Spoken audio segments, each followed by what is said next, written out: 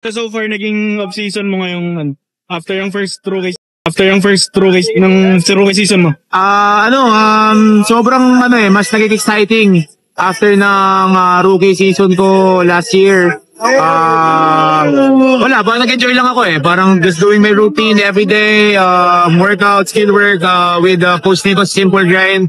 And sa gabi naman, swimming, mga gano'n lang, parang just doing my thing lang. And then, ano ba ginawa ko? Kumain, nag-vacation, pero excited na ako sa second year. Gaano ka prepared ka na? Yun nga, lipat na si LA sa Magnolia. So, probably, or most probably, more opportunities sa'yo para sa unang-una, excited ako dahil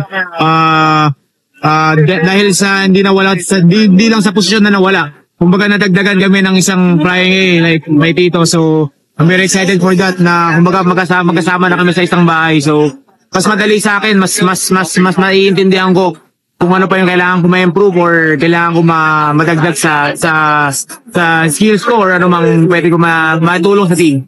Kamusta yung naging conversation nyo nung nalaman mong pasok ka sa wala, hindi naman ganoon sa sa amin, parang big deal yung mga gano'n. Parang tawanan lang, lokohan, gano'n.